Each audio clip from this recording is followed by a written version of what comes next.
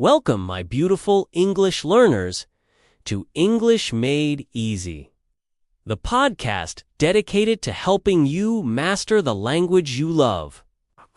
I'm your host, and today we're diving deep into something crucial. If you've ever felt stuck, frustrated, or wondered why your English isn't improving faster, this episode is for you. We're going to expose the 7 most common mistakes non-native speakers make, and more importantly, give you the practical, easy-to-implement solutions to fix them. Get ready to transform your learning journey. Let's get started, right? Let's jump right in with mistake number 1, the grammar trap. Many English learners, especially those from formal education systems, fall into the trap of focusing too much on grammar rules in isolation. You can recite all the rules for the present perfect, future continuous, and conditional tenses. But when it comes to speaking naturally, you freeze. Why? Because you're translating rules in your head instead of thinking in English. You learn subject plus verb plus object and think every sentence must follow this rigid structure. You learn about articles a, an, the p, and then spend precious speaking time trying to remember if it's the car or a car, instead of just communicating. This overthinking leads to hesitation, slow speech, and often still making mistakes. Because real-life language is flexible. You treat grammar like a math equation, but English is more like music. You need to feel the rhythm, not just know the notes. Shift from learning grammar rules to noticing grammar patterns. Listening. When you listen to native speakers, podcasts, movies, YouTube, don't just understand the words. Notice how they use tenses, prepositions, and articles. What do they say? On the weekend or at the weekend. Both are correct in different places. Pay attention. Contextual practice. Instead of isolated exercises, try to use grammar in sentences that mean something to you. Write about your day using the past simple. Describe your future plans using the future tense. Focus on communication first. Prioritize getting your message across. Don't stop mid-sentence to perfectly conjugate a verb. Speak, and then later, if you want, review what you said and identify areas for improvement. Fluency comes from practice, not perfection. Embrace mistakes as learning opportunities. Moving on to mistake number 2, the silent learner. You can understand almost everything you read or hear. Your vocabulary is huge, and your grammar knowledge is solid. But when it comes to speaking, your mouth feels glued shut. You understand, but you don't produce. This is extremely common, and it's a huge barrier to fluency. Many learners spend years consuming English reading, listening, watching, but very little time actively producing it. Speaking is a skill, just like playing a musical instrument or riding a bike. You can read all the books about how to ride a bike, but until you get on it and fall a few times, you won't learn. Your brain needs to practice forming sentences, articulating sounds, and connecting ideas in real time. Without this practice, your passive knowledge stays passive.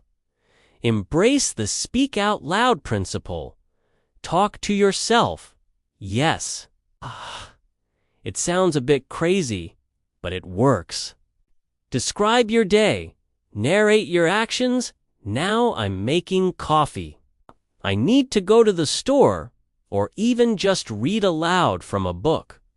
This warms up your mouth muscles and trains your brain to think in English. Find speaking partners. This is crucial.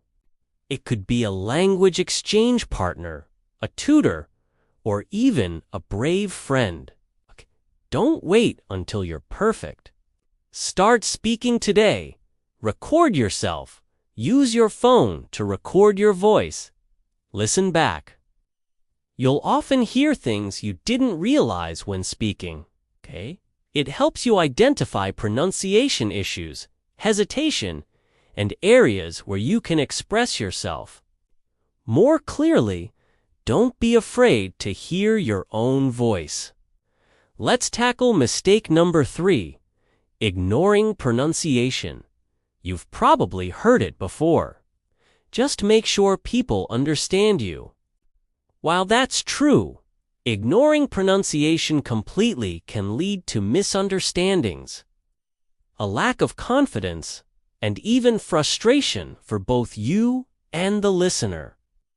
Your message might be perfect grammatically, but if the sounds aren't clear, communication breaks down.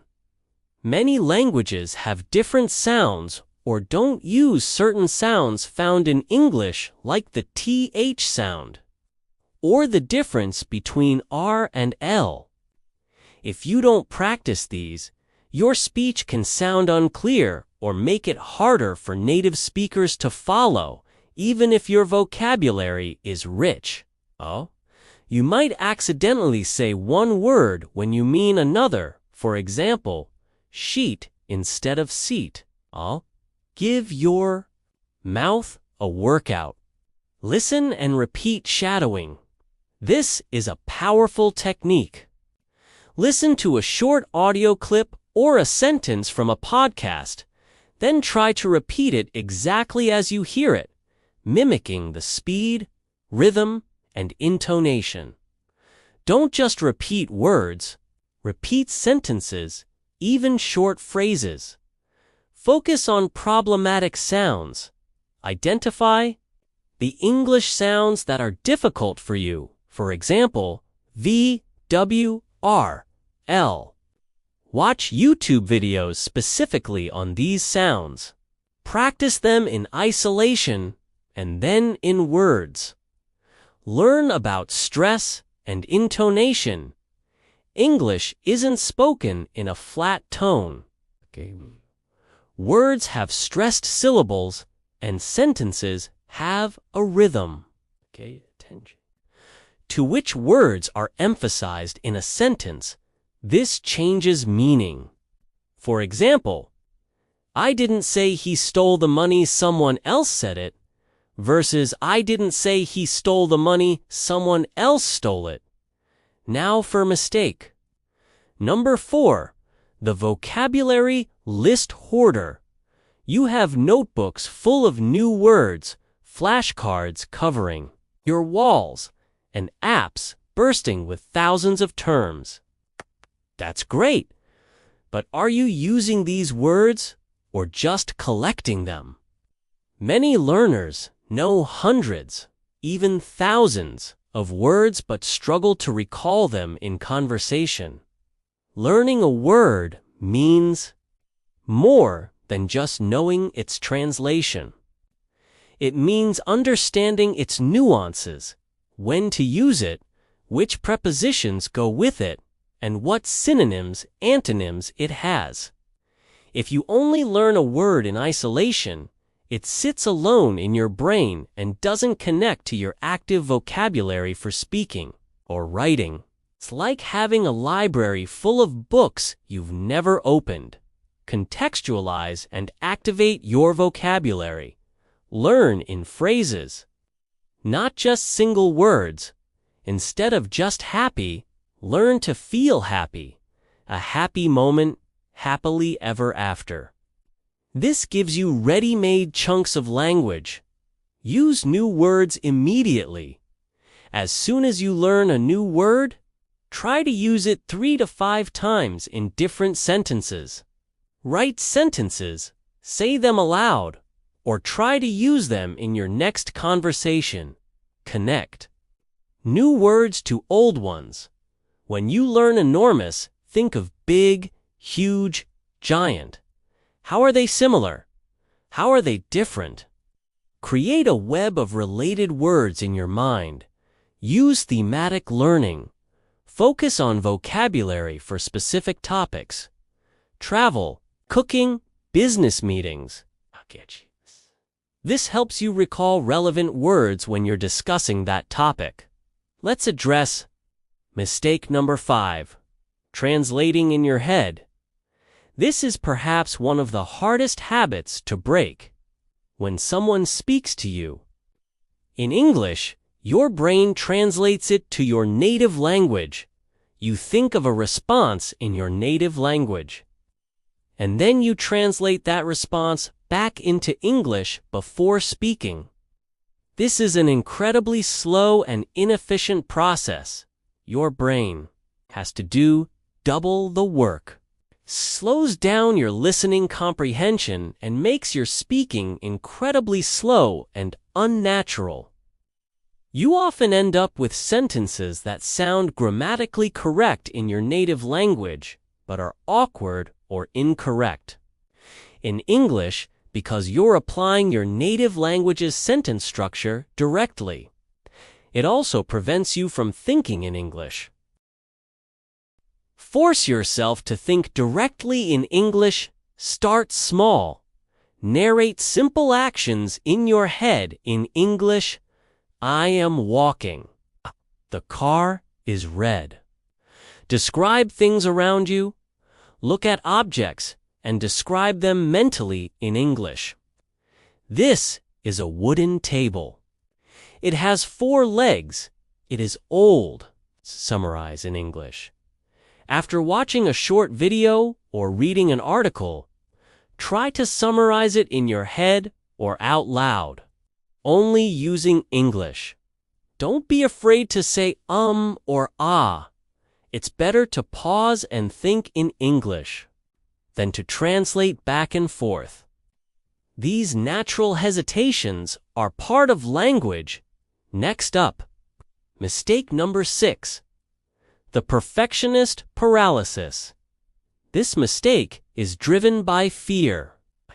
The fear of making a mistake, the fear of sounding silly, the fear of not being perfect. This fear stops many learners from speaking, trying new vocabulary, or engaging in conversations. You wait for the perfect moment or perfect English to speak. But that moment never arrives. Perfectionism is the enemy of progress in language learning. Languages are learned through trial and error. Babies learn by babbling and making mistakes. You can't learn to swim without getting wet, okay?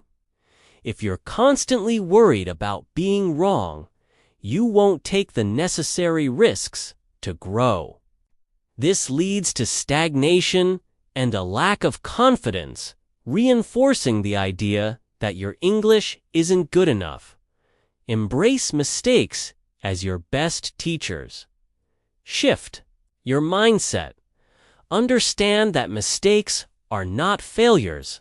They are data points. What you need to work on.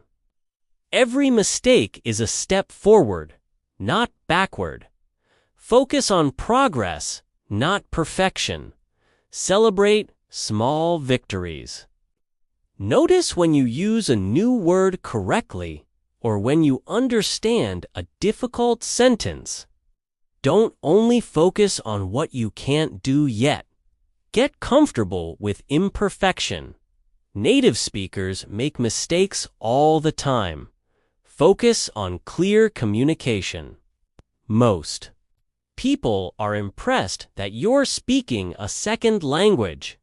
Not judging your errors. Use sentence starters if you're stuck. Use simple phrases to buy time.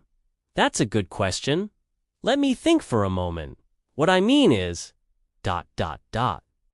And finally, mistake number 7, inconsistent practice.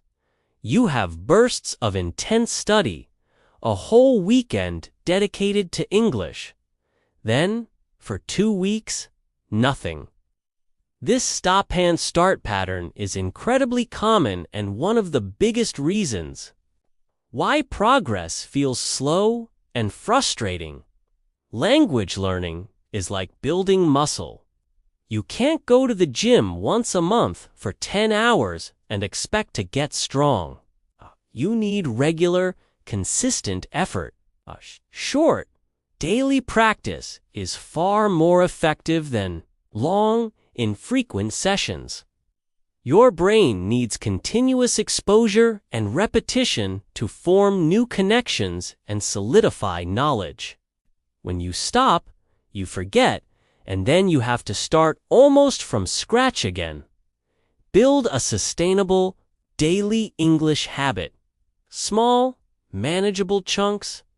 Don't aim for an hour every day if you can't commit. Aim for 10 to 15 minutes every single day. Consistency is more important than duration. Integrate English into your life. Listen to an English podcast during your commute. Change your phone's language to English. Read an English article during your coffee break. Watch a short YouTube video in English while eating. Create a routine. Assign specific times for English practice. Even if it's short. Every morning, with coffee, I listen to English news. Every evening before bed, I read an English book for 10 minutes. Track your progress. Keep a simple journal of your English activities. Seeing your consistent effort can be very motivating. So there you have. It's 7 critical mistakes that can hinder your English learning journey, along with actionable solutions. Remember, everyone makes mistakes, even native speakers. The goal isn't to eliminate all errors, but to learn from them and constantly improve. If you recognize yourself in any of these mistakes, don't worry. This is fantastic news. Means you now have a clear roadmap to make significant progress. Start with just one solution. Implement it consistently. And then add another. Your English learning journey is a marathon, not a sprint. Be patient with yourself. Celebrate every small victory, and most importantly, keep practicing. Recap of key solutions in quick succession. 30 seconds. Stop learning grammar rules. Start noticing patterns. Don't be a silent learner. Speak out loud every day. Don't ignore pronunciation. Shadow and focus on sounds. Don't just hoard vocabulary. Use it in context. Stop translating. Start thinking in English. Don't let perfectionism paralyze you. Embrace mistakes. Be consistent. Make English a daily habit. That's all for this episode of English Made Easy. Thank you for joining me. If you found this helpful, please share it with other English learners. And make sure to subscribe so you don't miss our next episode. Keep learning, keep speaking, and keep unlocking your potential.